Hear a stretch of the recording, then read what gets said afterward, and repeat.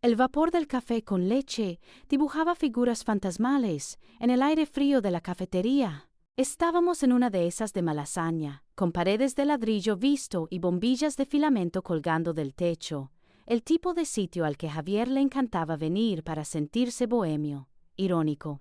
Laura, mi mejor amiga, o al menos eso creía yo, me había llamado con una urgencia en la voz que me hizo dejar a un cliente plantado. Llevaba 10 minutos removiendo su azúcar sin decir una palabra, y esa quietud tensa era peor que cualquier grito. Finalmente, dejó la cucharilla sobre el plato con un tintineo que pareció resonar en todo el local. Levantó la vista, y sus ojos, esos ojos que me habían visto llorar, reír y soñar, estaban llenos de una decepción tan profunda, tan afilada, que sentí cómo me partía el alma en dos. Sofía, no puedo creer que le hayas hecho esto a Javier, dijo. Su voz no era alta, pero cortaba el aire. Abandonarlo justo ahora, en su peor momento, después de que lo perdió todo por ti. Todos estamos muy, muy decepcionados contigo. Cada palabra era un eco perfecto de la narrativa de Javier, un veneno que él había estado susurrando en los oídos de nuestros amigos durante semanas. La empresa quebrada, la depresión que lo consumía, la ruina, y yo, la mujer egoísta y sin corazón que lo había dejado tirado entre los escombros de su vida. Me quedé completamente helada, la taza a medio camino de mis labios, incapaz de articular una sola palabra. El murmullo de la gente a nuestro alrededor se desvaneció. Solo existía la mirada acusadora de Laura y el peso de una mentira perfectamente construida. Por fuera era una estatua de hielo, pero por dentro, una rabia fría, lúcida y cortante como un bisturí, comenzó a recorrerme las venas, porque lo que Laura, ni nadie en esa cafetería, ni ninguno de nuestros supuestos amigos sabía, era que el peor momento de Javier había sido, en realidad, la mejor noticia de mi vida. Fue la prueba final, la pieza que me faltaba en el rompecabezas para confirmar que no estaba loca. Fue la llave que me permitió escapar de un monstruo. Antes de contarte cómo desenmascaré a Javier delante de todos los que me juzgaron y cómo planeé cada detalle de mi venganza, déjame un comentario y dime desde qué ciudad de España crees que la justicia tarda pero llega. Para entender el veneno de las palabras de Laura, tienes que entender el cuento de hadas, porque mi historia con Javier no empezó con gritos ni mentiras, sino con el aroma de azahar en las calles de Sevilla y el sonido de las sevillanas de fondo. Retrocedamos 3 años. Yo estaba en Sevilla, inmersa en el proyecto más importante de mi carrera hasta entonces, la rehabilitación de un antiguo palacio en el barrio de Santa Cruz para convertirlo en un hotel boutique. Amaba mi trabajo, mi independencia, la luz de Andalucía que se colaba por las ventanas de mi pequeño pero coqueto piso en Triana. La vida era buena, era mía. Y entonces llegó la feria de abril. Y con ella llegó Javier. Lo vi por primera vez en una caseta, rodeado de gente. Era el único que no llevaba traje de corto, sino un elegante traje de lino azul que lo hacía destacar. Era madrileño, un empresario del sector tecnológico que había venido con unos clientes. Nuestras miradas se cruzaron por encima del rebujito y los platos de jamón, y sentí una sacudida, una de esas conexiones instantáneas que solo había leído en las novelas. Esa noche hablamos durante horas, apartados del bullicio. Me escuchaba, de verdad me escuchaba, no como los hombres que esperan su turno para hablar, sino con una intensidad que me hacía sentir la persona más fascinante del mundo. Se interesó por los detalles de mi proyecto, por los retos estructurales, por mi pasión por la luz y el espacio. Javier era el hombre perfecto, o al menos la imitación más perfecta que había conocido.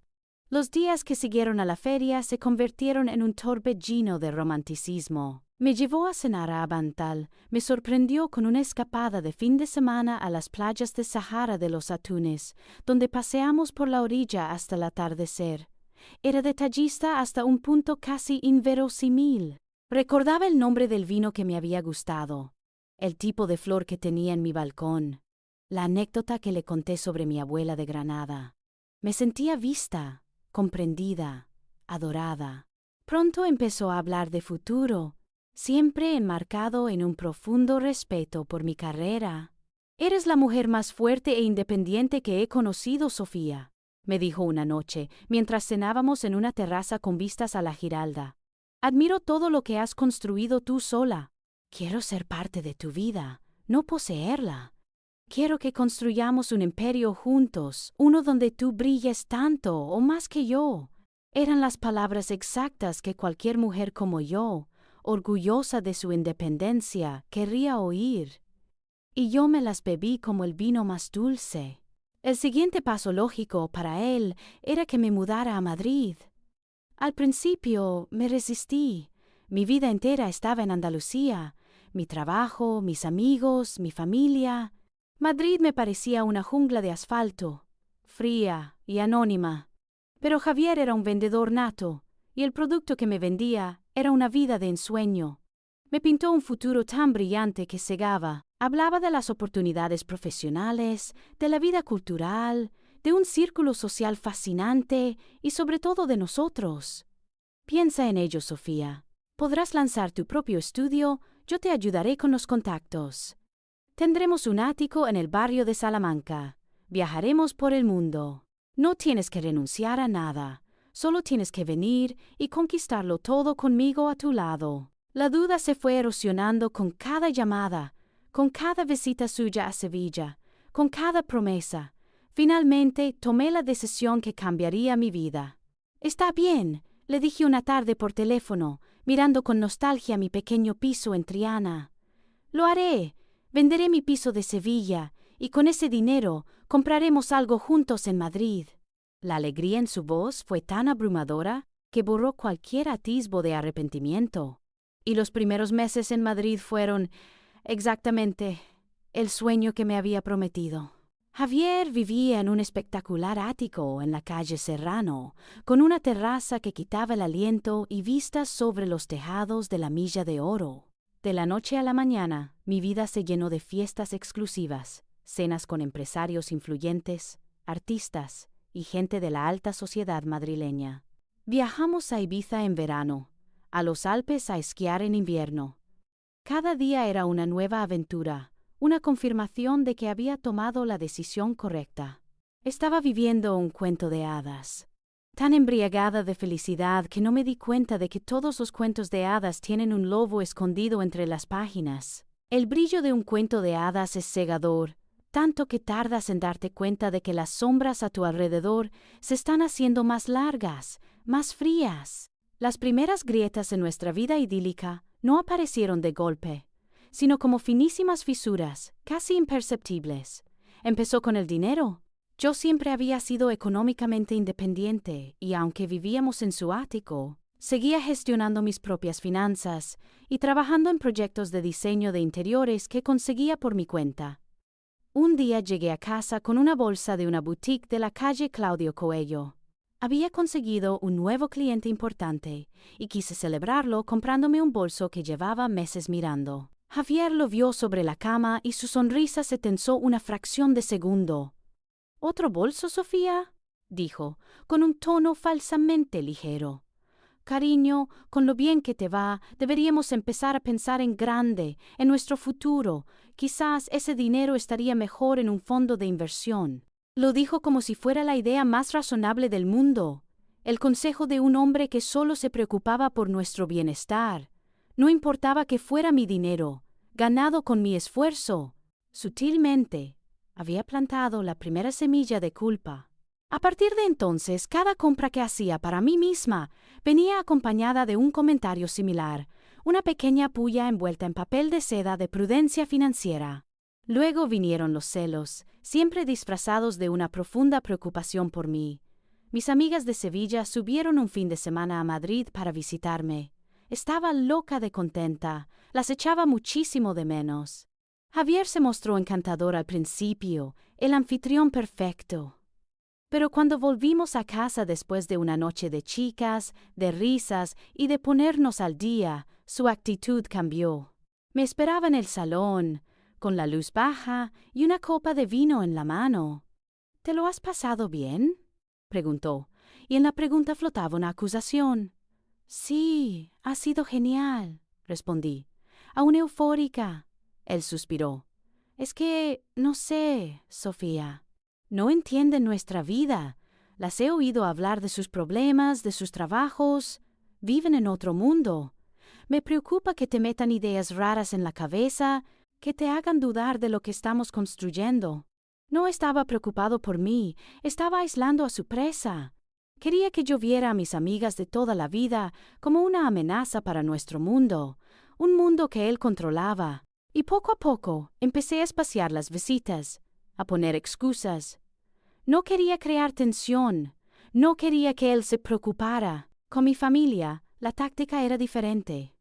Mis padres y mi hermana viven en un pueblo de la Alpujarra granadina. Son gente sencilla, trabajadora, el ancla que siempre me mantuvo con los pies en la tierra. Cuando vinieron a Madrid por primera vez, Javier los llevó al restaurante más caro, pidió los vinos más exclusivos y habló de temas de macroeconomía que sabía que ellos no seguían. Fue una demostración de poder, no de generosidad. Los trataba con una amabilidad condescendiente que me helaba la sangre. Son buena gente tus padres. Muy auténticos, me dijo después, como si hablara de una pieza de artesanía. Pero son muy de pueblo, Sofía. No entienden de negocios ni de la complejidad de la vida en la capital. Es mejor no agobiarlos con nuestros planes. Me estaba diciendo, sin decirlo, que mi familia era inferior, que no estaban a la altura de nuestro nuevo estatus. Y una parte de mí, la parte que él estaba moldeando, empezó a sentir una vergüenza que nunca antes había conocido. La fisura más grande, la que debería haberme hecho salir corriendo, llegó unos meses después.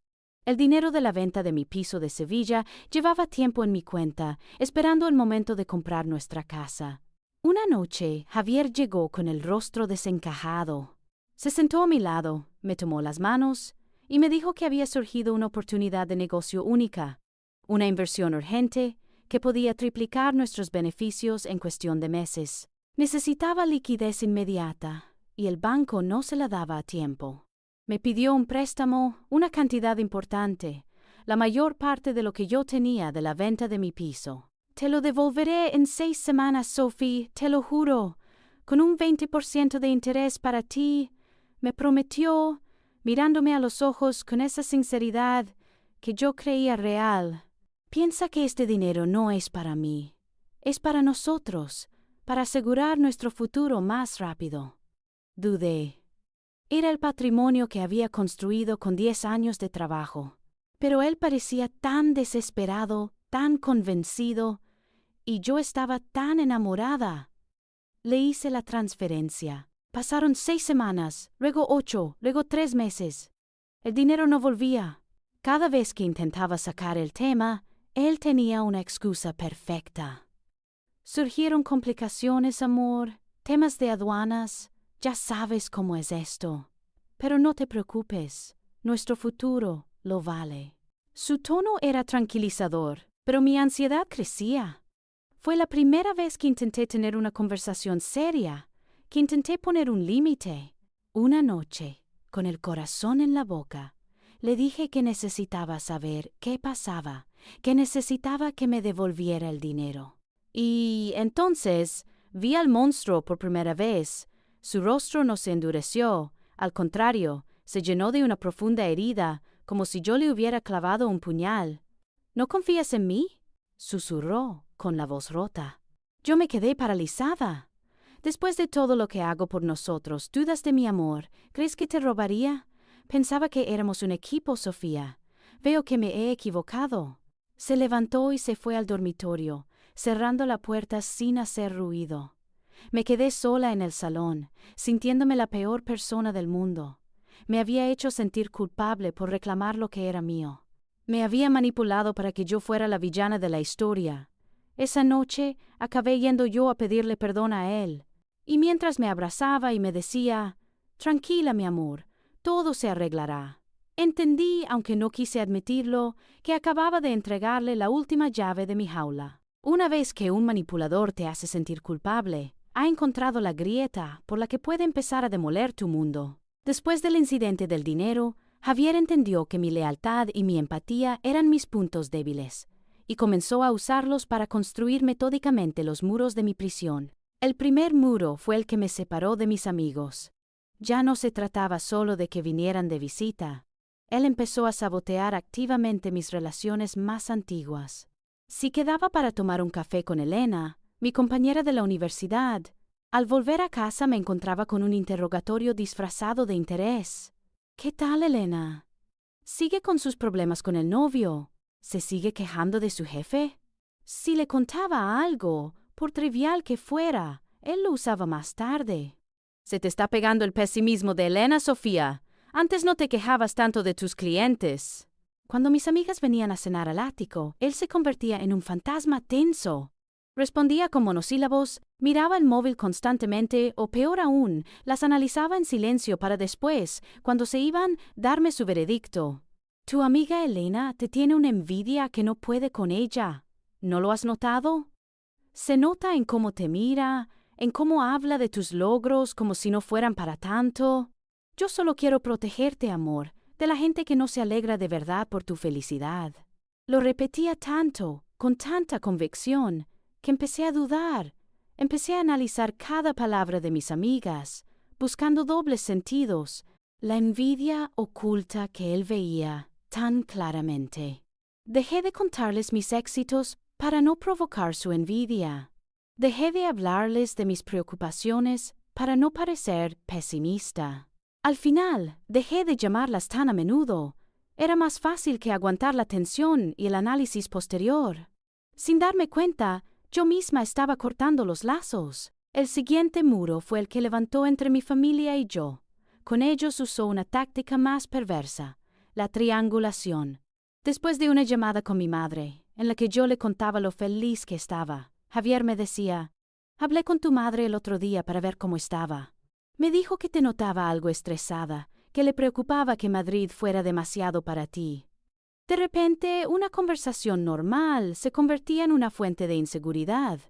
Mi madre pensaba que no era capaz. ¿Por qué se lo decía a él y no a mí? Y a ellos les contaba la versión opuesta. A mi padre, un hombre orgulloso que solo quería verme fuerte, le llegó a decir en una visita: a veces me preocupa Sofía, se guarda muchas cosas. El otro día se quejaba de que en casa nunca la apoyaron lo suficiente en sus ambiciones. Pero no le diga nada, no quiero causarle más problemas. Mi padre me llamó dolido y confundido. Yo lo negué todo, pero el daño ya estaba hecho. Se había sembrado la semilla de la desconfianza. Mis conversaciones con ellos se volvieron más superficiales, más cuidadosas. Tenía miedo de que cualquier cosa que dijera pudiera ser tergiversada y usada para crear un nuevo malentendido. La distancia que él había creado ya no era solo física. Con los puentes hacia el exterior debilitados, comenzó a tomar control del interior. Un día, con la excusa de un intento de hackeo que había sufrido un amigo suyo, me sugirió algo que me pareció una locura. Cariño, por seguridad, deberíamos compartir nuestras contraseñas del móvil y del correo. Así, si a uno le pasa algo, el otro puede acceder a todo. Es una prueba de confianza total, ¿no crees? Lo presentó como el máximo acto de unión en una pareja moderna. Discutirle me habría hecho parecer la que tenía algo que ocultar, la que no confiaba. Así que acepté. Al principio no noté nada, pero luego empezaron los detalles. Hablaba por teléfono con mi hermana sobre un posible viaje a Granada para el cumpleaños de mi padre. Y por la noche, Javier comentaba casualmente: oye, he pensado que para el cumpleaños de tu padre podríamos regalarle ese reloj que le gustó el año pasado. Así no tienes que gastar en el viaje y podemos ir más adelante, cuando estemos mejor de dinero. Sabía perfectamente de qué había hablado con mi hermana. Leía mis mensajes, escuchaba mis audios. Vivía sin privacidad, bajo una vigilancia constante disfrazada de amor y protección. El golpe de gracia, el que me encerró por completo, fue profesional. Yo seguía trabajando como freelance y empezaba a tener una cartera de clientes sólida en Madrid. Un día Javier me sentó en el sofá, me sirvió una copa de vino y me hizo la propuesta definitiva. Sofía, empezó, con su tono más seductor, he estado pensando. ¿Por qué malgastas tu talento trabajando para otros? Eres brillante. Deberías ser tu propia jefa. Deja tu trabajo y únete a mí en la empresa. No como empleada, como socia. Serás la directora creativa. Imagínalo. Así construiremos nuestro imperio juntos, amor. Los dos, contra el mundo. La oferta era tentadora. La idea de trabajar juntos, de compartir un proyecto vital, era el pináculo del cuento de hadas. Acepté ciega y emocionada. Dejé a mis clientes, cerré mi agenda y me convertí en socia de su empresa. La realidad fue muy distinta. Mi nombre estaba en una bonita tarjeta de visita, pero no en las cuentas bancarias. Tenía un despacho precioso, pero no acceso a las decisiones financieras. En la práctica, me había convertido en su empleada más leal y barata, porque mi sueldo se ingresaba en la cuenta común que él gestionaba. Había perdido mi independencia económica, la última cosa que era verdaderamente mía. Y así, me encontré atrapada en la jaula de oro más perfecta. Vivía en un ático de lujo en la mejor zona de Madrid, vestía ropa de diseñador, iba a los restaurantes de moda, pero no podía tomar un café con una amiga sin sentirme vigilada. No podía llamar a mi madre sin miedo a que mis palabras fueran usadas en mi contra. No tenía control sobre el dinero que yo misma había ganado. Estaba completamente sola, rodeada de lujo y de gente, pero más sola que nunca. Y lo peor de todo era la confusión, esa niebla mental que me hacía preguntarme a cada instante si el problema no sería yo. Quizás él tenía razón. Quizás yo era desagradecida, desconfiada, pesimista. Quizás estaba perdiendo la cabeza. Cuanto más se cerraban los muros de mi jaula, más resplandeciente se volvía su fachada pública. Para el mundo exterior, especialmente para su círculo de socios, clientes y amigos adinerados, Javier no era un controlador, era el hombre del año. Un hombre de éxito profundamente enamorado de su mujer. En cada cena, en cada reunión, él encontraba el momento para hablar de mí, para ponerme en un pedestal que, en realidad, era un expositor. Brindaba por mí, me llamaba su musa, su ancla. No sería el hombre que soy sin Sofía, decía, con una humildad perfectamente ensayada, mientras me apretaba la mano por encima de la mesa. Ella es mi roca, pero también mis alas, mi inspiración. La gente lo escuchaba y asentía con admiración, mirándome con una mezcla de respeto y envidia. Veían a una mujer amada, valorada. No veían que la roca estaba encadenada y que a las alas les habían arrancado las plumas una a una.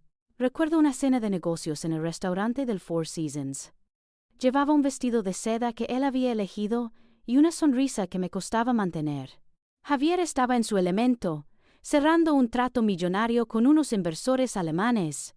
En medio de la negociación, se detuvo, me miró y dijo en un inglés perfecto: «Pero la verdadera arquitecta de mi éxito es mi mujer, Sofía. Ella tiene una visión para la belleza y la estructura que yo solo puedo intentar emular en los negocios». Todos se giraron para mirarme. Tuve que sonreír, asentir y aceptar el cumplido, sintiéndome un fraude. Me presumía como su adquisición más valiosa, y yo interpretaba mi papel a la perfección. La gente nos veía y suspiraba. «Hacéis una pareja perfecta», nos decían. «Se os ve tan compenetrados».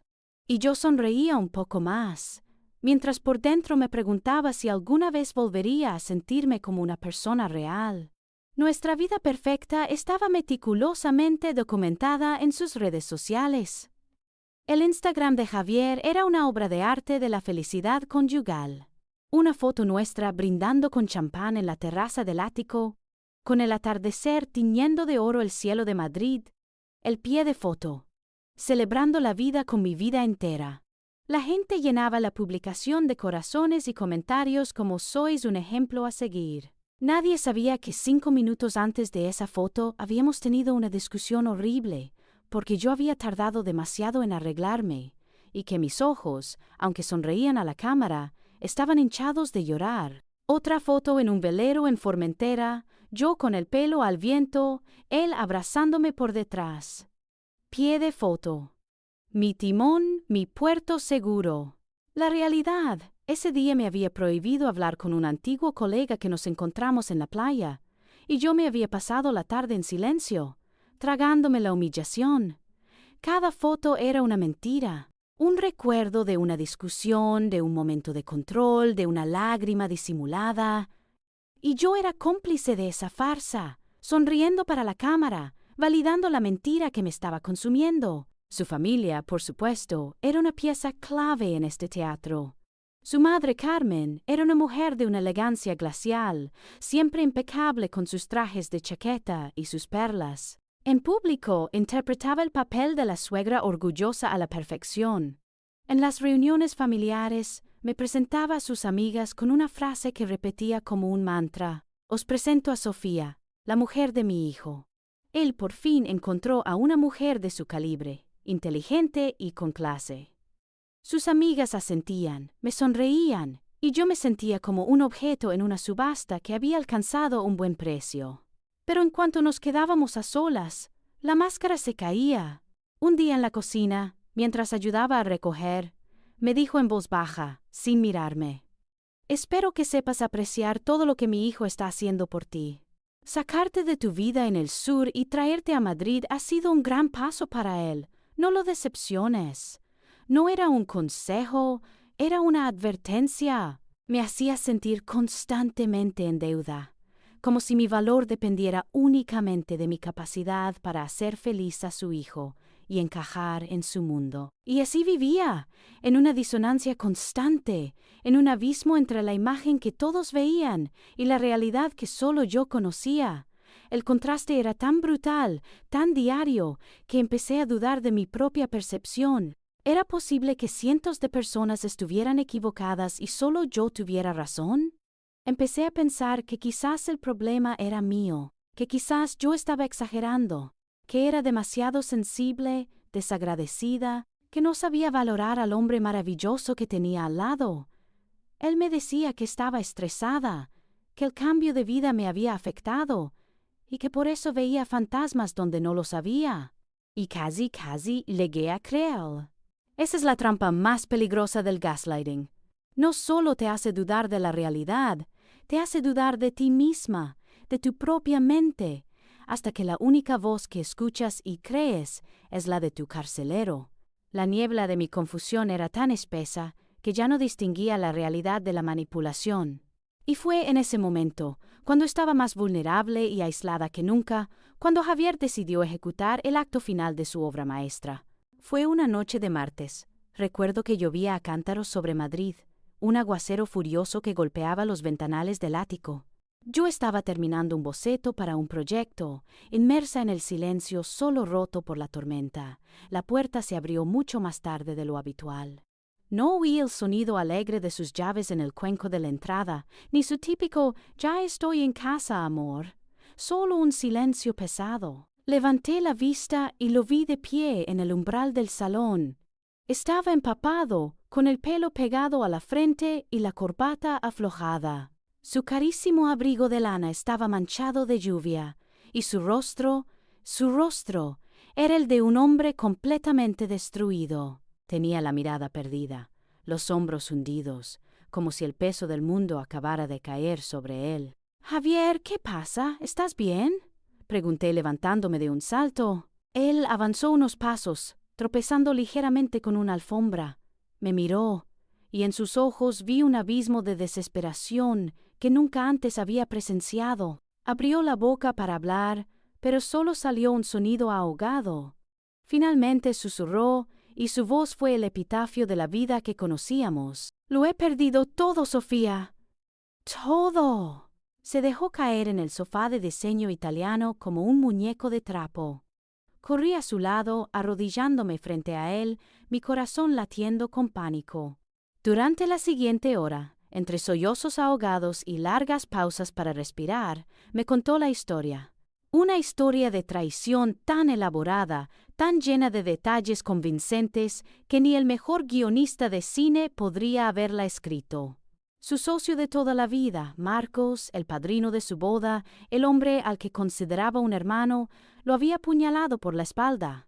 Según Javier, Marcos había estado desviando fondos durante meses, creando empresas fantasma, falsificando su firma. Y esa misma tarde, había desaparecido, vaciando hasta el último céntimo de las cuentas de la empresa y fugándose a algún país sin tratado de extradición. No queda nada, Sofía, me decía con la cara entre las manos.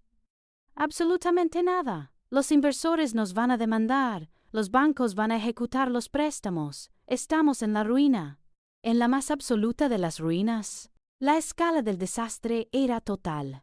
La empresa, su orgullo y la fuente de toda nuestra vida de lujo estaba en bancarrota. El espectacular ático de Salamanca, me explicó, era de alquiler, un alquiler astronómico que, por supuesto, ya no podíamos pagar. Teníamos que irnos. En menos de una semana. Encontró un piso mucho más modesto, uno que podíamos permitirnos con lo poco que, según él, le quedaba en su cuenta personal.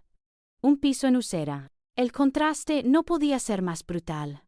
De la Milla de Oro a un barrio obrero, de las vistas panorámicas a un patio interior, toda la rabia, toda la confusión que yo había sentido en los meses anteriores se disolvió, reemplazada por una ola de compasión tan inmensa que me ahogaba. Veía al hombre que amaba, reducido a escombros por la traición de su mejor amigo. En ese momento, todas las banderas rojas que había ignorado se me antojaron tonterías, pequeñas imperfecciones de un hombre que ahora sufría de verdad. Y entonces, él ejecutó su movimiento maestro. Levantó la cabeza, y sus ojos, rojos y llenos de lágrimas, se clavaron en los míos. Se arrastró de rodillas hasta quedar frente a mí, apoyando su frente en mis piernas, su cuerpo sacudido por los sollozos. «Tú eres lo único que me queda, Sofía», lloró, su voz rota por el dolor. «He perdido mi empresa, mi reputación, mis amigos. No me queda nada más que tú. Por favor, te lo suplico, no me abandones ahora. No podría soportarlo. Por favor». Fue una súplica directa a mi alma, un ataque de precisión quirúrgica a mi lealtad y mi empatía. Ver a ese hombre, siempre tan fuerte y seguro, tan vulnerable y roto a mis pies, destruyó la última de mis defensas. ¿Cómo podría abandonar a alguien en un momento así? Sería una crueldad inhumana. Le acaricié el pelo, llorando con él. «Claro que no te voy a abandonar, Javier», le prometí, con una convicción total. «Saldremos de esta juntos. Ya lo verás. Empezaremos de cero si hace falta, pero lo haremos juntos». Él me miró con una gratitud tan desesperada que me sentí como su única tabla de salvación en medio del océano. Y en ese momento, cegada por la pena y el amor, cometí el error final. «No te preocupes por el dinero», le dije, mi voz llena de una determinación recién encontrada. «Aún me queda casi todo lo de la venta del piso de Sevilla.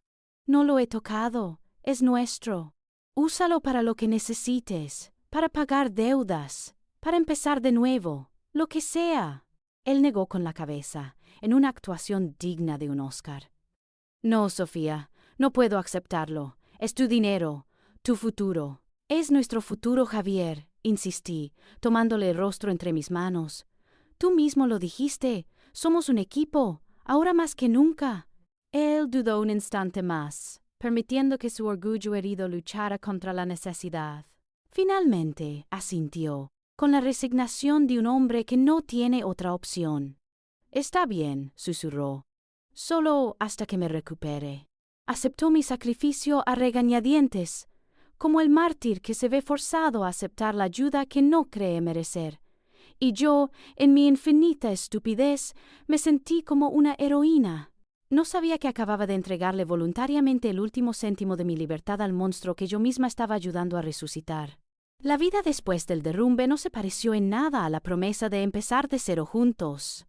Se convirtió en mi infierno personal, uno donde yo era la única que remaba mientras él se dedicaba a taladrar agujeros en el bote. Dejamos el ático de Salamanca en una mañana gris y nos instalamos en el pequeño piso de Usera. Las paredes olían a humedad y las ventanas daban a un patio interior lúgubre, por donde apenas se filtraba la luz. El cambio fue brutal. un descenso a una realidad que me asfixiaba. Y en esa nueva realidad, los roles se invirtieron de una forma perversa. Yo me convertí en la única proveedora. Rebusqué en mi antigua agenda, llamé a contactos olvidados y empecé a aceptar cualquier encargo como arquitecta freelance que pudiera encontrar.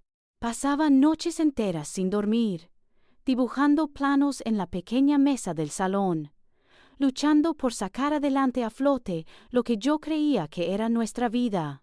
Mientras tanto, Javier se instaló en el sofá, adoptando el papel del hombre roto. Se pasaba el día en pijama, mirando la televisión con el volumen muy bajo o simplemente mirando al techo durante horas. Estaba, según él, demasiado deprimido para buscar trabajo. Cualquier sugerencia de que actualizara su currículum o contactara con alguien era recibida con una mirada vacía y un suspiro.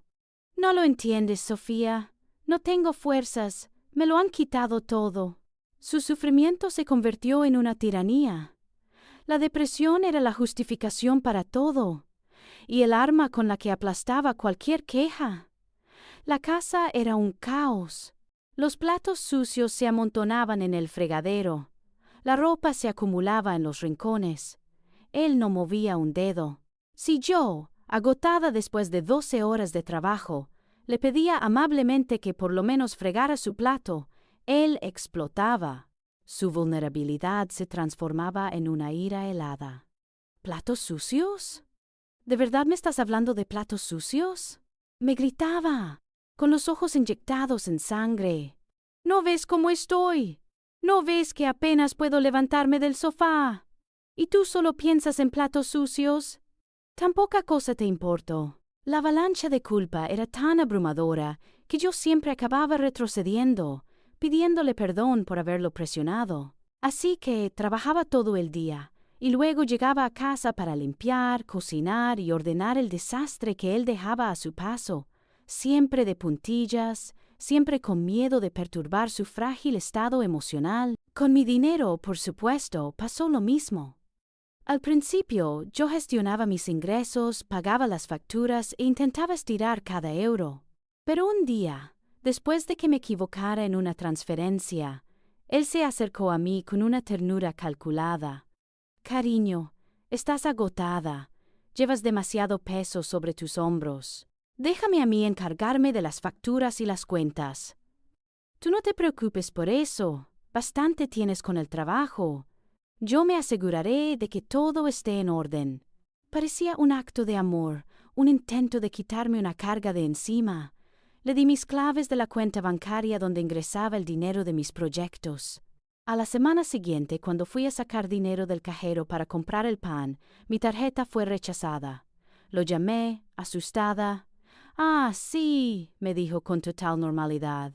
«He pensado que lo mejor es que te dé una asignación semanal para tus gastos. Así controlamos mejor el presupuesto.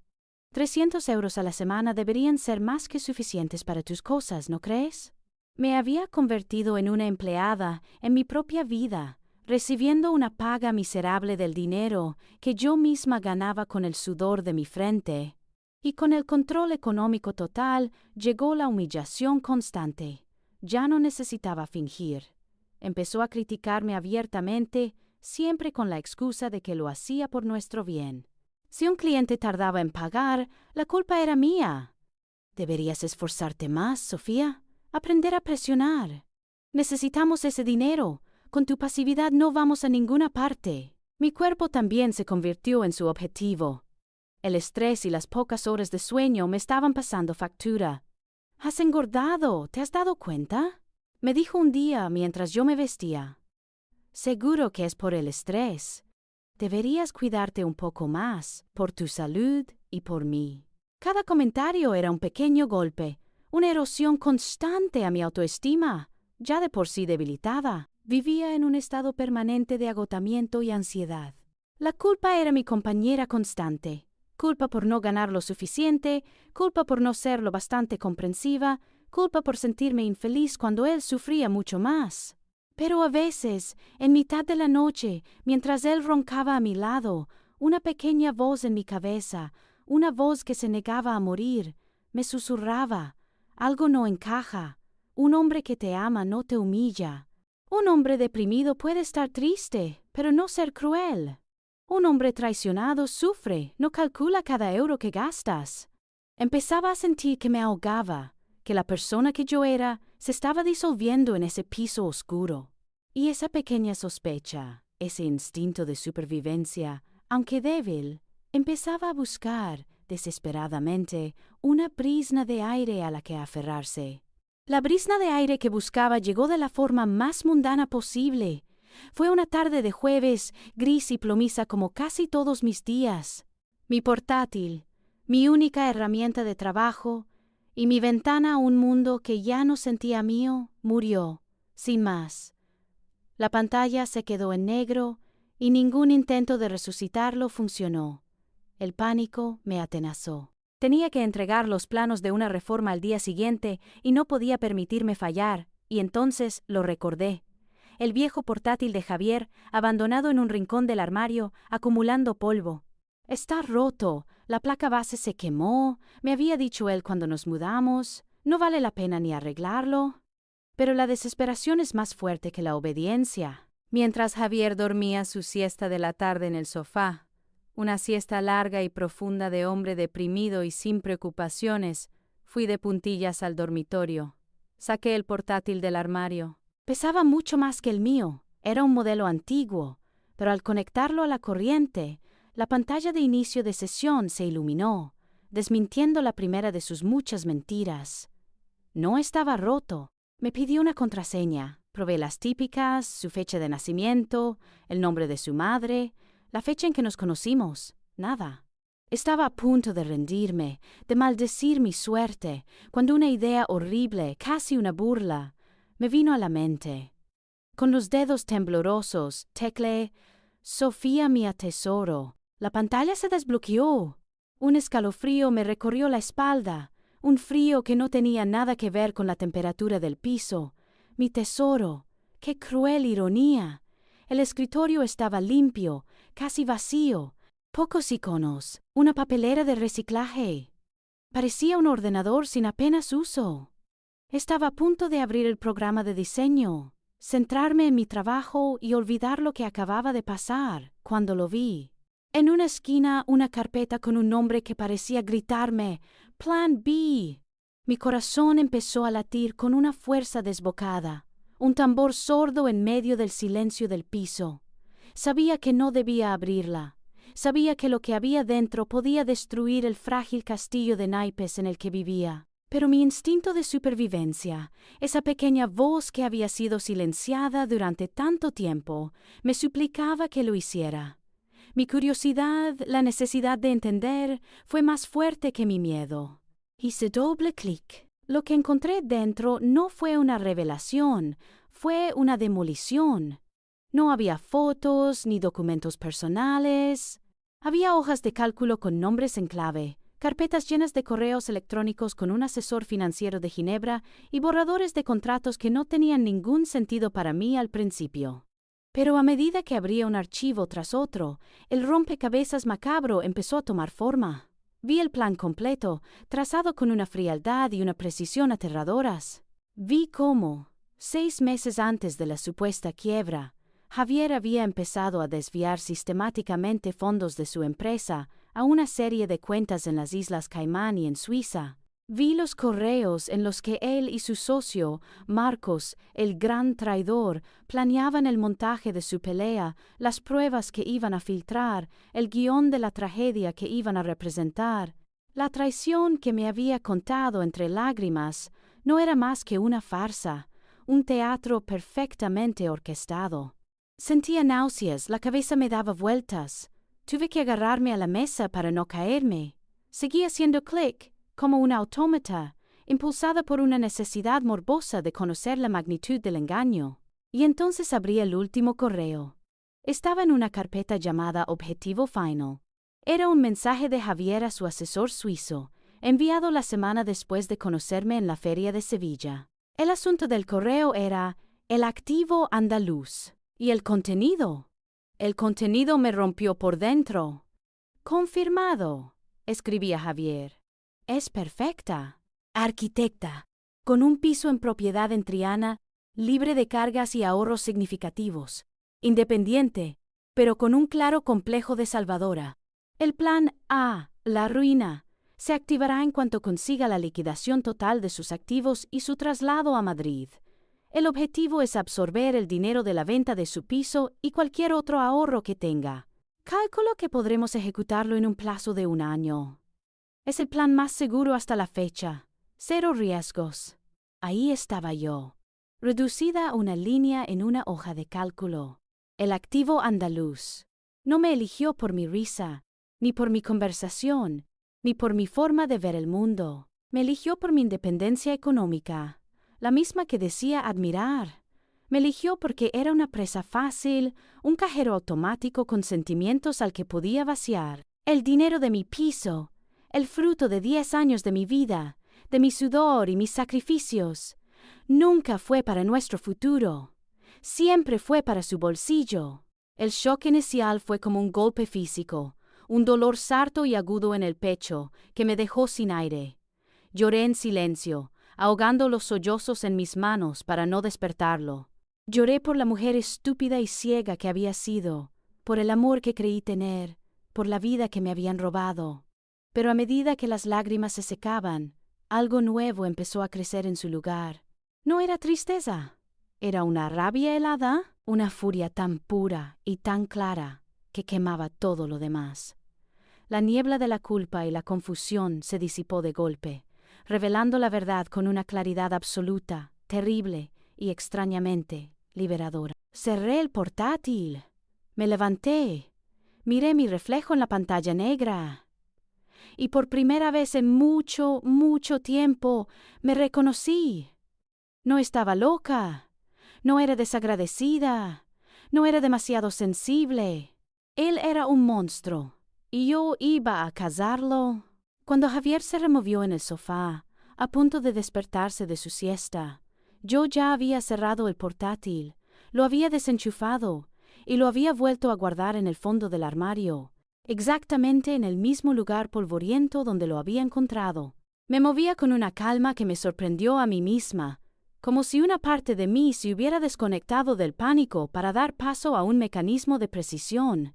El dolor seguía ahí, un agujero negro en mi pecho, pero alrededor de él mi mente estaba forjando un plan con una claridad de acero. La mujer que había llorado minutos antes había muerto. En su lugar, había nacido una estratega. Volví al salón, recogí mi taza de té fría y la llevé a la cocina. Cuando él entró bostezando y estirándose, yo estaba fregando la taza, de espaldas a él. «Vaya siesta», dijo, con la voz pastosa por el sueño. «¿Has podido adelantar algo de trabajo?» Me giré y le ofrecí la sonrisa más natural que fui capaz de fabricar. «Sí, bastante», mentí. «El portátil ha aguantado. Tenías razón, a veces se enciende». Él asintió, sin darle la más mínima importancia, y fue a por un vaso de agua. La facilidad con la que aceptó mi mentira me confirmó que me consideraba completamente inofensiva. Y esa, su arrogancia, iba a ser mi mejor arma. No iba a huir, no iba a confrontarlo. Eso era lo que él esperaría, una explosión de histeria, lágrimas, acusaciones, y él era un maestro en darle la vuelta a esas situaciones. No. Yo iba a quedarme, iba a sonreír, iba a seguir interpretando mi papel de esposa devota y preocupada, y mientras tanto iba a desmantelar su imperio de mentiras, pieza por pieza. Iba a hacer que pagara por cada lágrima, por cada humillación, por cada euro. Los días siguientes se convirtieron en una operación encubierta dentro de mi propia casa. Vivía una doble vida aterradora. De día era la Sofía de siempre, la que le preparaba el café, la que escuchaba sus quejas sobre su depresión, la que le aseguraba que todo iría bien. Pero por la noche, o en los breves momentos en que salía a hacer la compra, me convertía en un espía. Cada vez que él se duchaba o salía a dar uno de sus paseos para despejarse, yo corría al armario, sacaba el portátil y con el corazón en la garganta, copiaba febrilmente archivos a un pequeño disco duro encriptado que había comprado en efectivo y que escondía en el doble fondo de un bote de cremas. Fotografiaba con mi móvil cada factura, cada extracto bancario que dejaba sobre la mesa, cada nota. Mi galería de fotos, antes llena de atardeceres y sonrisas falsas, se convirtió en un archivo de pruebas criminales. Sabía que no podía hacerlo sola. Necesitaba ayuda legal y no podía arriesgarme a buscar en el historial de mi ordenador o a llamar desde mi teléfono. En un cibercafé del centro, pagando en efectivo por media hora de conexión, creé una nueva cuenta de correo electrónico con un nombre anónimo. Desde allí contacté con un antiguo colega de mi estudio de Sevilla, alguien en quien confiaba ciegamente. Le pedí, sin darle demasiados detalles, el contacto de la mejor abogada especializada en estafas y derecho financiero que conociera. Su respuesta llegó al día siguiente. Marta Robles. Es un tiburón con la elegancia de un cisne, escribió. Si alguien puede ayudarte, es ella. Le escribí a Marta esa misma tarde, adjuntando solo un par de documentos como prueba inicial. Le expliqué la situación de la forma más objetiva y fría que pude. Su respuesta fue casi inmediata. Necesito ver todo lo que tengas.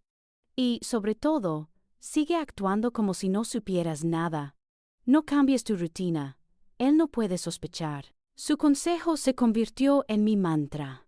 Siguiendo sus instrucciones, di el primer paso para recuperar mi independencia. Fui a una sucursal bancaria en un barrio por el que no solía pasar y abrí una cuenta a mi nombre. Fue un acto pequeño, pero se sintió como una revolución. A partir de ese día, empecé a desviar pequeñas cantidades de los ingresos que recibía de mis proyectos. Si un cliente me pagaba 1.500 euros, ingresaba 1.300 en la cuenta común que él controlaba y 200 en mi cuenta secreta. Era un goteo, pero era mío. Era el inicio de mi fondo de huida, o mejor dicho, de mi fondo de guerra. Pero la estrategia no era solo legal y financiera. Entendí que también necesitaba reconstruir mi sistema de apoyo, los puentes que Javier había dinamitado con tanto esmero. Una noche, mientras él estaba absorto en un partido de fútbol, salí al balcón con la excusa de tomar el aire, y llamé a mi hermana a Granada desde mi teléfono de prepago. Cuando escuché su voz, se me hizo un nudo en la garganta. «Hola, Ana», dije, intentando que no se me quebrara la voz. «Sofía, qué sorpresa». «¿Estás bien? Te noto rara». No le conté la verdad, no todavía. No podía arriesgarme, pero hice lo que necesitaba hacer. Solo llamaba para decirte que lo siento, susurré. Siento haberme distanciado tanto. Tenías razón en muchas cosas. Os he echado mucho de menos. Hubo un silencio al otro lado de la línea, y luego la voz de mi hermana, suave y llena de cariño. No te preocupes, sabía que no eras tú. Cuando estés lista para hablar, aquí estaré. Siempre. Siempre. Siempre. Cuando colgué, sentí que una pequeña parte de la armadura que había construido se resquebrajaba, pero no por debilidad, sino para dejar entrar un poco de luz. Estaba reconectando con mi pasado, con la persona que era antes de Javier. Estaba reuniendo a mi ejército, aunque ellos aún no lo supieran. El plan estaba en marcha. La estratega había nacido. Y su primera victoria fue recordar que, a pesar de todo, no estaba sola. Vivir con el enemigo es un ejercicio de nervios de acero, y los míos estaban a punto de romperse. Aunque me esforzaba por ser la misma Sofía sumisa y preocupada de siempre, algo en mi interior había cambiado de forma irrevocable, y un depredador como Javier, con su instinto para detectar la más mínima alteración en su presa, empezó a notarlo. Ya no me veía solo como a una tonta útil, sino como a un territorio que empezaba a mostrar signos de rebelión. Su vigilancia se intensificó. «Pasas mucho tiempo en el ordenador últimamente», me dijo una tarde, apareciendo en silencio detrás de mí, mientras yo, supuestamente, trabajaba. Salté en la silla por el susto. «¿Nuevos proyectos?», preguntó, y su tono, falsamente casual, no lograba ocultar un matiz inquisitivo afilado. «Sí, uno bastante complejo», respondí, minimizando la pantalla, donde en realidad estaba revisando el borrador de mi demanda. Un cliente, exigente. Él se quedó allí de pie, observándome teclear durante un minuto que se me hizo eterno. Y luego se fue, sin decir nada, pero sentí su sospecha en el aire, una presencia fría y pegajosa. El casi desastre ocurrió un sábado por la mañana. Estábamos desayunando en un silencio tenso cuando mi móvil personal, el que él conocía, empezó a sonar. En la pantalla vi un número desconocido. Sabía que solo podía ser una persona. Marta, mi abogada. Me había dicho que solo me llamaría en caso de extrema urgencia. El corazón me dio un vuelco. Tengo que cogerlo, dije, intentando parecer tranquila. Debe ser de la empresa de mensajería, por un paquete. Me levanté y corrí hacia el baño, cerrando la puerta con pestillo justo cuando descolgaba el teléfono. Dime, Marta, susurré. Sofía, perdona que te llame, pero es importante, dijo su voz, rápida y profesional. He encontrado algo en los registros mercantiles, una sociedad a su nombre de la que no teníamos constancia. Necesito que... No pudo terminar la frase. El pomo de la puerta del baño empezó a girar con violencia. Luego, un golpe seco. «Sofía, ¿con quién hablas?», gritó Javier. Desde el otro lado. Su voz ya no era casual, era dura, autoritaria. «Es el repartidor, cariño, no encuentra la calle», mentí, con la voz temblando. «¿Y por qué te encierras en el baño para hablar con un repartidor? Abre la puerta». «Tengo que colgar», le dije a Marta, y terminé la llamada abruptamente, borrando el registro de la misma con dedos torpes y sudorosos. Abrí la puerta. Él estaba allí, bloqueando la salida, con el rostro contraído por la furia y la sospecha. «Dame el teléfono», ordenó, extendiendo la mano. Se lo di. No tenía otra opción. Lo vi navegar por mis llamadas recientes, por mis mensajes, por mis correos. Cada segundo era una tortura. Buscaba un nombre, una prueba, algo que confirmara sus sospechas. Por suerte, el número de Marta no estaba guardado en mis contactos y el registro de la llamada ya no existía. No encontró nada. «¿Quién era?», insistió, devolviéndome el teléfono con un gesto de desprecio. «Te lo he dicho, una clienta nueva y muy pesada. No quería que escucharas cómo me hablaba». Improvisé, con el corazón martillándome en el pecho. Odiaba la facilidad con la que las mentiras acudían a mí, pero era mi única armadura. Me miró fijamente, sus ojos intentando perforar los míos, buscando la verdad. No sé si me creyó del todo, pero al no tener pruebas, cambió de táctica. Pasó de la ira a la decepción herida. Su arma más peligrosa. «Secretos, Sofía, otra vez con secretos», dijo, negando con la cabeza. «Pensaba que habíamos superado eso. Pensaba que éramos un equipo transparente». Y entonces dictó sentencia. Su castigo. «Creo que necesitas un tiempo para reflexionar sobre lo que significa la confianza en esta relación», dijo, con la calma de un juez. «Durante una semana el acceso a la cuenta común estará bloqueado para ti. Yo me encargaré de todo. La compra, las facturas. Tú no te preocupes por nada. Es por tu bien. Para que aprendas a ser transparente conmigo». Me quedé sin palabras. Me estaba quitando el acceso al dinero que yo misma ganaba, como una niña a la que se le castiga sin paga. Era una demostración de poder pura y dura, un recordatorio de quien tenía el control. No protesté. Asentí dócilmente, agaché la cabeza y acepté mi lección. Pero en cuanto se dio la vuelta, satisfecho con su victoria, supe lo que tenía que hacer. Ese susto, esa sensación de estar a un segundo de ser descubierta, me enseñó una lección valiosísima. Mi plan era bueno, pero mis métodos eran de aficionada. No podía permitirme otro paso en falso. Esa misma tarde, con la excusa de ir a la farmacia, saqué 200 euros en efectivo de mi cuenta secreta. Fui a una tienda de telefonía en otro barrio y compré un teléfono de prepago, el modelo más simple y barato que encontré, y varios bonos de recarga. Ese pequeño y anónimo trozo de plástico se convirtió en mi nueva línea vital. Lo escondí en el hueco de un viejo radiador que no funcionaba, detrás de una rejilla suelta. A partir de ese momento, toda comunicación crucial con Marta Cada nueva prueba descubierta, cada paso del plan, se gestionaría a través de ese teléfono fantasma. Javier podía controlar mi móvil, mi cuenta bancaria, mis movimientos, pero no podía controlar lo que no sabía que existía. El susto no me había debilitado, me había hecho más fuerte, más lista y mucho, mucho más peligrosa para él. Pasó un mes en el que me convertí en la actriz más consumada que el mundo ha conocido. Interpreté mi papel de mujer castigada y arrepentida con una maestría que asustaría al mejor director de cine. Fui dócil, transparente, predecible.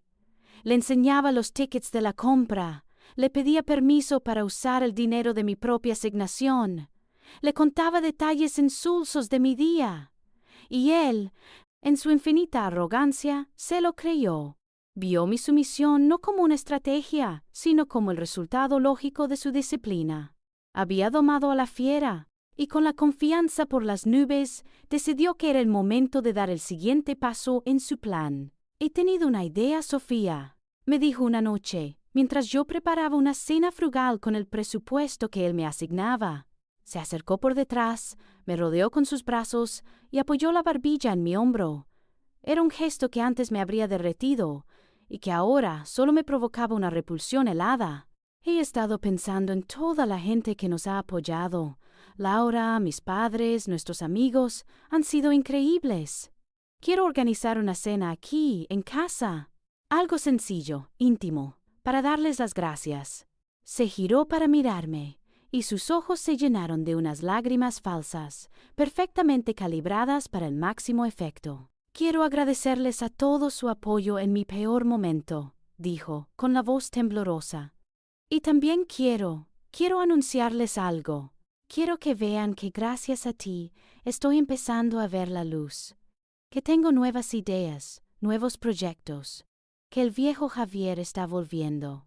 Escuché su discurso, cada palabra un eslabón en la cadena que planeaba ponerme al cuello, y asentí con una expresión de conmovida admiración. Pero por dentro, mi mente trabajaba a la velocidad de la luz, analizando su verdadera intención. Entendí su juego a la perfección. La cena no era para dar las gracias, era un acto de propaganda. Quería reunir a su público, a todos los que se habían tragado su historia, para reforzar su imagen de víctima heroica que resurge de sus cenizas. Y el anuncio, el nuevo proyecto, era la estocada final. Ahora que mis ingresos como freelance eran estables y demostrables, ahora que yo era su único activo, planeaba usar la presión social de esa cena para arrinconarme. Anunciaría un nuevo negocio y me colocaría en una posición en la que negarme a pedir un préstamo a mi nombre, a ser su avalista, parecería una traición imperdonable ante todos nuestros amigos. Sería el golpe definitivo para hacerse con el control de mi futuro financiero.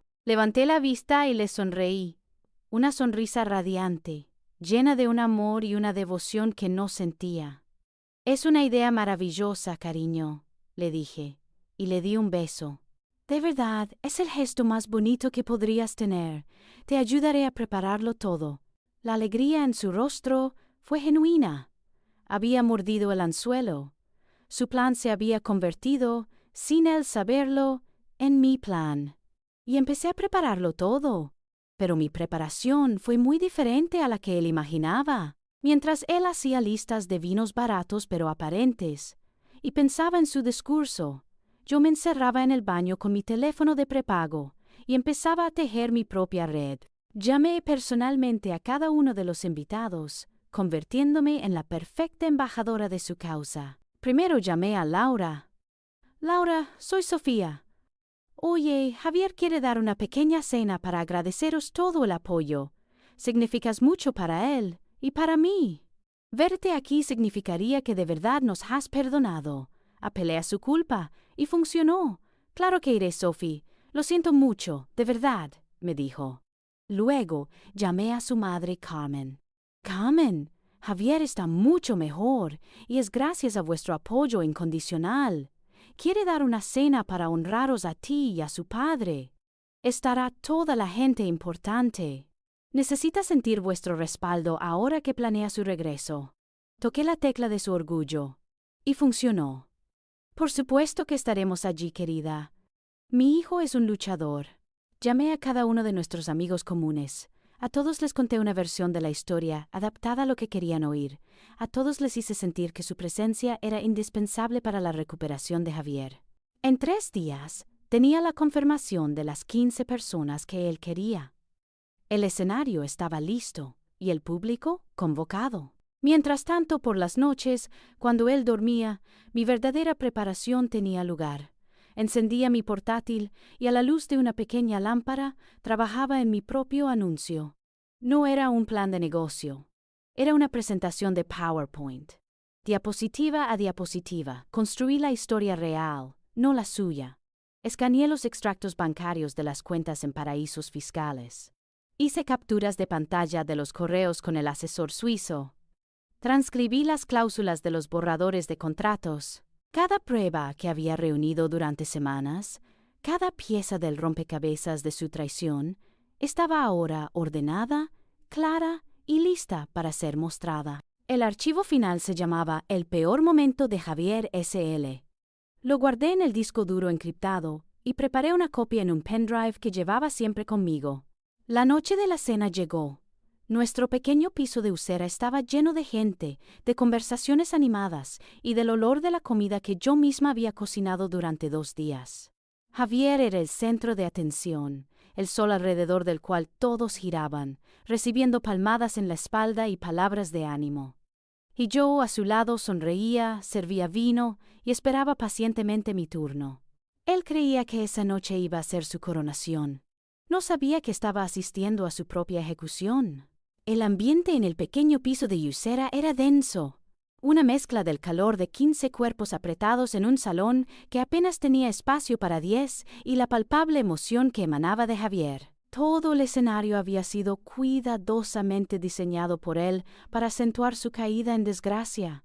La vajilla era la que habíamos podido salvar del ático, pero la comida era casera, humilde, cocinada por mí.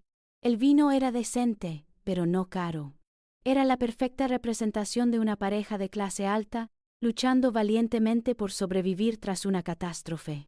Nuestros amigos, acostumbrados al lujo de Salamanca, miraban a su alrededor con una compasión visible, reforzando la narrativa de Javier con cada mirada de pena. Después del plato principal, un estofado que me había llevado todo el día a cocinar, Javier se puso en pie, haciendo chocar suavemente su cuchillo contra la copa. El murmullo de las conversaciones se apagó al instante. Todas las miradas se centraron en él. Se pasó una mano por el pelo, adoptando una expresión de profunda vulnerabilidad. «Amigos, familia», comenzó, con la voz ligeramente ronca, como si contuviera un sollozo. «No sabéis lo que significa para mí que estéis todos aquí esta noche. En este humilde piso que ahora es nuestro hogar». Hizo una pausa dramática, paseando la mirada por la habitación. «Muchos de vosotros me conocisteis en la cima, construyendo, soñando, creyendo que el trabajo duro y la lealtad eran los únicos pilares necesarios para el éxito. ¡Qué ingenuo fui!». Soltó una risa amarga, carente de alegría. «Como sabéis, he pasado por el infierno. He conocido la traición en su forma más cruel, de la mano de alguien a quien llamaba hermano. He visto cómo el trabajo de toda una vida se convertía en polvo en cuestión de horas. Y os confieso», dijo bajando la voz, «que he caminado por valles muy oscuros. Ha habido días en los que levantarme de la cama me parecía una hazaña imposible. Días en los que la oscuridad era tan densa que pensaba que nunca más volvería a ver la luz. Pude ver a Laura secándose una lágrima disimuladamente. Su madre, Carmen, lo miraba con una expresión de orgullo trágico. Estaban completamente absortos en su actuación. Era un mártir, un héroe caído, y ellos eran los fieles testigos de su sufrimiento. Entonces se giró hacia mí, me tendió una mano y me pidió que me levantara a su lado. Lo hice, sintiendo el frío de su piel. Me rodeó la cintura con su brazo, atrayéndome hacia él, y se dirigió de nuevo a nuestros invitados, pero ahora mirándome a mí. «Pero en medio de toda esa oscuridad», continuó, y su voz se cargó de una emoción temblorosa, Tuve una luz, una única luz que se negó a apagarse. Sus ojos se clavaron en los míos. Esa luz ha sido Sofía. El salón entero pareció contener la respiración.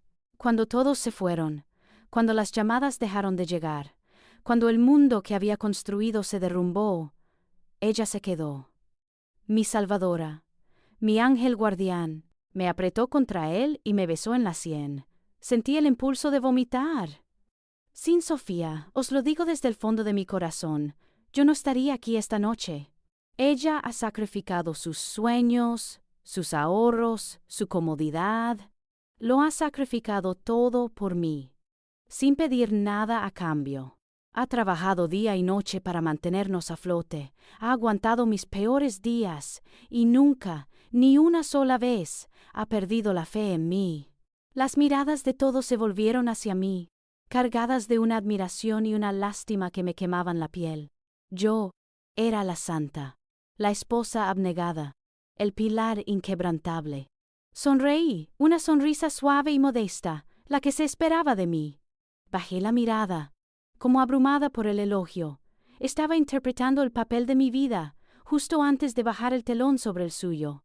Y entonces, después de haberme colocado en ese altar de sacrificio, lanzó la estocada final. Y es gracias a esa fe inquebrantable, anunció, con la voz recuperada, llena de una nueva esperanza, que he decidido levantarme. He desarrollado una nueva idea de negocio. Algo más pequeño, sí. Más seguro. Un proyecto de consultoría tecnológica para pymes. Ya no busco imperios, solo busco reconstruir ladrillo a ladrillo lo que nos fue arrebatado. Hizo una pausa, dejando que la idea calara. Y la primera persona que creyó en este nuevo sueño, la que me dio el empujón que necesitaba, ha sido, ¿cómo no?, mi increíble Sofía. Me miró, con una sonrisa radiante. Ella ha aceptado ser mi avalista y mi socia principal en esta nueva aventura. Con su apoyo financiero y mi experiencia, sé que podemos salir adelante. Un aplauso espontáneo estalló en el pequeño salón. La gente vitoreaba, sonreía, aliviada y feliz por el final feliz que se dibujaba ante sus ojos. Javier levantó su copa radiante de triunfo. Me miró, esperando que yo asintiera, que confirmara ante todos mi participación en su nuevo fraude, sellando así mi destino. El silencio expectante cayó sobre la sala. Todos los ojos estaban fijos en mí. Esperaba mi confirmación, esperaban mi sonrisa, esperaban mi sumisión. Y yo, lentamente, retiré mi mano de la suya. El aplauso se fue apagando lentamente, dejando un eco de expectación en el aire. Todos me miraban, sonriendo, esperando mi confirmación, el broche de oro para esa conmovedora historia de superación. Javier seguía de pie a mi lado, radiante, el perfecto ejemplo de resiliencia, con su brazo todavía rodeándome, como si yo fuera su posesión más preciada, su trofeo a la lealtad. Me levanté, devolviéndole una sonrisa que no me llegó a los ojos. Aparté suavemente su brazo de mi cintura y di un paso al frente, captando la atención de todos. «Gracias, Javier», dije, y mi voz sonó clara y firme en el silencio. «Tus palabras son inspiradoras. De verdad». Hice una pausa, dejando que la sinceridad de mi tono los engañara un poco más. «Y ya que estamos en una noche de honestidad, de agradecimientos, de hablar de negocios y de sacrificios, a mí también me gustaría mostraros algo, un pequeño proyecto en el que he estado trabajando». Vi una sombra de confusión cruzar el rostro de Javier, pero desapareció tan rápido como vino, reemplazada por una indulgencia condescendiente. Probablemente pensó que iba a mostrar un video con fotos nuestras, un montaje sentimental para coronar su noche. Caminé con calma hacia la televisión y saqué de mi bolso un pequeño adaptador y mi pendrive. «No os preocupéis, será breve», dije con una sonrisa tranquilizadora, mientras conectaba el portátil que había dejado discretamente junto al televisor. La pantalla del televisor cobró vida, mostrando mi escritorio. Los murmullos cesaron. Abrí un único archivo. En la pantalla, a 48 pulgadas, apareció la primera diapositiva. Un fondo negro, con letras blancas, sencillas y corporativas. El título: El peor momento de Javier S.L. Un silencio desconcertado recorrió la sala. Nadie entendía la broma. Javier forzó una risa nerviosa. Sofía y su extraño sentido del humor, dijo. Pero noté que su sonrisa no era tan firme como antes. Oh, no es una broma, cariño, le respondí sin mirarlo, con la vista fija en la pantalla. Es un análisis de negocio. Hice clic. La siguiente diapositiva mostraba un organigrama. 2 nombres en la cima: Javier y su socio, Marcos. Y debajo, una red de flechas apuntando hacia una serie de nombres de sociedades registradas en las Islas Caimán, en Delaware y en Suiza. Como podéis ver, empecé mi voz adoptando el tono profesional de una de mis presentaciones de arquitectura. La estructura financiera de la empresa era compleja, sobre todo en los 6 meses previos a la supuesta traición de Marcos. Clic. Aparecieron en pantalla copias escaneadas de extractos bancarios, cifras con muchos ceros moviéndose de las cuentas de la empresa en España a esas sociedades offshore. Aquí vemos una serie de transferencias significativas que suman un total de 4.2 millones de euros. Casualmente, el capital exacto que, según nos contó Javier, su socio le robó. La madre de Javier, Carmen, se removió incómoda en su silla. Sofía, no creo que este sea el momento ni el lugar, empezó a decir. Al contrario, Carmen. La interrumpí con una amabilidad gélida. Este es el lugar perfecto, porque todos vosotros sois testigos. Clic. La pantalla se llenó con capturas de pantalla de correos electrónicos. Eran las conversaciones entre Javier y su asesor financiero en Ginebra, detallando el protocolo de disolución controlada de la empresa. Hablaban de minimizar activos declarados y optimizar la posición fiscal pre-bancarrota. En otras palabras, hablaban de cómo esconder el dinero. El ambiente en la sala ya no era de confusión, sino de una tensión casi irrespirable. Clic. Más correos. Esta vez entre Javier y Marcos el traidor. Eran correos amistosos, cómplices. Todo listo para el acto final, escribía Javier 2 días antes de su peor momento. Recuerda tu guión. Después de esto, nos vemos en Bali. Un jadeo ahogado vino de la parte de la sala donde estaban nuestros amigos comunes. Clic. Mostré la copia de la transferencia bancaria que yo misma había hecho desde mi cuenta. El concepto: préstamo personal. La cantidad: el último céntimo de la venta de mi piso de Sevilla. Dije, mi voz teñida por primera vez de una emoción controlada. Fue mi sacrificio, mi contribución al fondo de reconstrucción. Javier intentó hablar. Sofía, esto es un montaje. Has falsificado todo esto. Estás enferma. ¿Estoy enferma?, repetí, mirándolo por primera vez. O quizás solo soy una mujer independiente, fácil de romper, a la que solo hay que darle donde más le duele. La lealtad. Su rostro perdió todo el color. Sabía lo que venía. Hice clic en el icono de audio. La voz de Javier, arrogante y burlona, llenó el silencio atronador del salón. Era la grabación de la llamada con su amigo, tan nítida que parecía que estaba a nuestro lado. No, tío, no es tonta, es peor, es noble. Las mujeres como Sofía, tan fuertes, tan independientes, son en realidad las más fáciles de romper. Solo tienes que encontrar su punto débil. Y el suyo es la lealtad. Le vendes un cuento de sacrificio, de que sois un equipo contra el mundo, y te lo dará todo, todo. Y lo mejor es que lo hará sintiéndose una heroína. El audio terminó.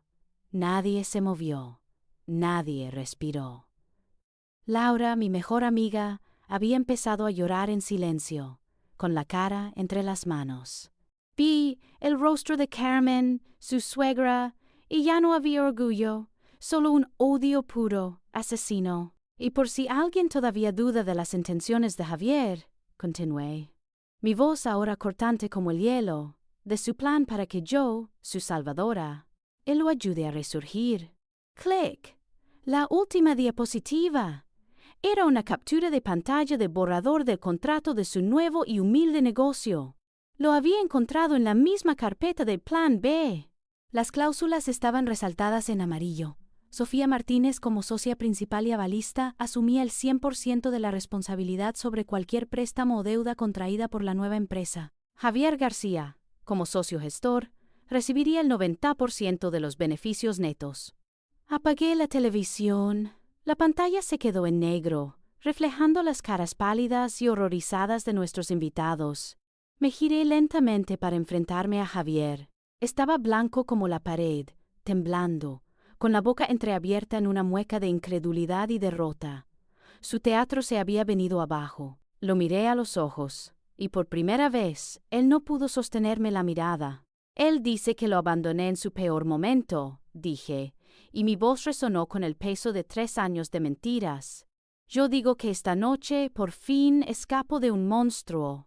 Metí la mano en mi bolso y saqué un sobre. Lo dejé sobre la mesa, junto a los restos de la cena. Y esta es mi solicitud de divorcio. Mi abogada se pondrá en contacto con el tuyo, si es que tienes uno que no esté en Bali. Di mi última palabra.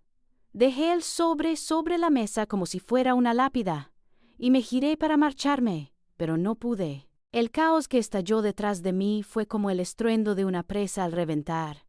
Una cacofonía de incredulidad, rabia y acusaciones que me mantuvo anclada en el umbral, como espectadora de la demolición que yo misma había iniciado. «¡Esto es una locura!», gritó uno de sus socios, un hombre que 5 minutos antes me daba palmadas en la espalda.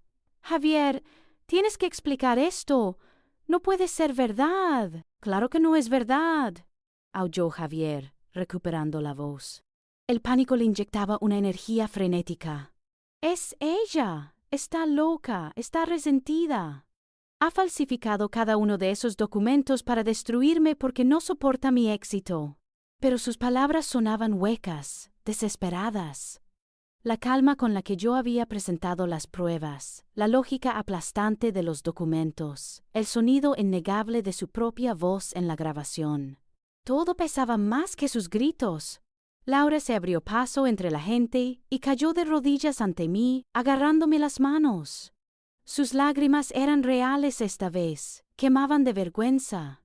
«Sofía, perdóname», sollozaba. «Dios mío, perdóname. Yo te juzgué, le creí todo.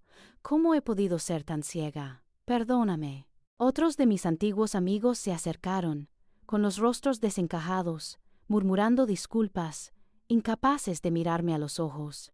«No tenéis que disculparos conmigo», les dije, con una calma que me sorprendió a mí misma. «Solo aprender a reconocer a un monstruo cuando lo tenéis delante». Javier vio que el barco se hundía y que las ratas empezaban a saltar. Se lanzó hacia mí, intentando arrebatarme el pendrive. «¡Devuélveme eso, zorra mentirosa!», gritó, con el rostro descompuesto por el odio. Pero 2 de nuestros amigos lo sujetaron por los brazos, reteniéndolo. Su violencia final solo sirvió para confirmar todo lo que acababa de exponer. «Es inútil, Javier», dije, guardando el pendrive en mi bolso. Mi abogada presentó esta misma tarde una demanda por estafa y apropiación indebida en el juzgado de guardia. La documentación original está en una caja de seguridad. Y me temo que las noticias vuelan. Saqué mi teléfono, el personal, y se lo mostré. Era un correo de Marta que había llegado hacía 1 hora. A estas horas, leí en voz alta para que todos oyeran. Un juez ya ha emitido una orden para la congelación preventiva de todas las cuentas asociadas a las sociedades que figuran en los documentos, incluidas las de las Islas Caimán y las de Suiza. El último atisbo de lucha abandonó su cuerpo. Se quedó flácido, sostenido por los hombres que lo sujetaban. El dinero, su verdadero amor, su único Dios, le acababa de ser arrebatado. Su castillo de cartas, construido con mis ahorros, y su arrogancia, se había derrumbado con un solo soplo. La cena, por supuesto, terminó. La gente se fue en pequeños grupos, hablando en susurros, lanzando miradas de desprecio a Javier. Sus socios fueron los primeros, saliendo sin despedirse, con la prisa de quien huye de un apestado. Sabía que al día siguiente, la noticia de su fraude correría como la pólvora por los círculos empresariales de Madrid. Nadie volvería a hacer negocios con él. Sus amigos influyentes, esos que solo estaban a su lado por su dinero y su estatus, se desvanecerían como el humo. Se enfrentaba a la verdadera ruina, no a la que había fingido con tanto esmero, sino a una ruina real, social y económica. La última en irse, aparte de su madre, fue Laura. Me abrazó con fuerza en la puerta. «No sé cómo vas a perdonarme», me dijo. «Empieza por perdonarte a ti misma», le respondí. Finalmente, en el pequeño piso de Usera, solo quedaron los 3 actores principales de la farsa. Un monstruo derrotado, su cómplice y yo. Carmen, su madre, que había permanecido en silencio con una expresión asesina, se acercó a su hijo. Yo esperaba que lo consolara, que lo defendiera, pero lo que hizo fue darle una bofetada sonora que resonó en toda la casa. «¡Imbécil!», siseó, con un veneno que nunca le había oído. «Te lo advertí. Te dije que era demasiado arriesgado, pero no quisiste escuchar. Confiabas en que era una tonta». Se giró hacia mí, con los ojos llameantes. «Y tú nos has destruido». «No, Carmen», la corregí con frialdad. «Vosotros os habéis destruido solos.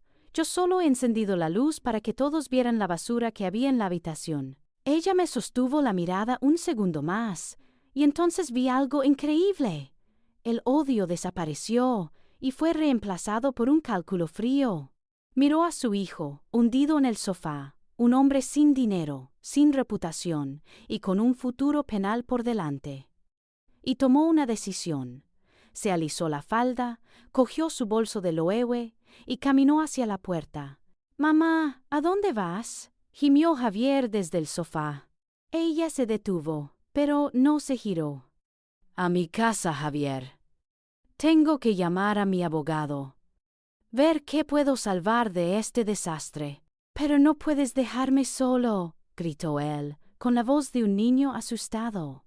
«Tú te metiste en esto», dijo ella, su voz cortante. «Tú tendrás que salir de ello». Y se fue. Lo abandonó. La mujer que había conspirado con él, que lo había animado en su plan, lo dejaba tirado en el momento en que se dio cuenta de que ya no había nada que sacar de él. Me quedé a solas con el hombre que me había robado 3 años de mi vida.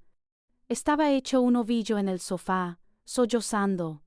Ya no había ira en mí, ni siquiera odio, solo un vacío inmenso y una sensación de alivio abrumadora. Cogí mi bolso, las llaves de mi coche y caminé hacia la puerta.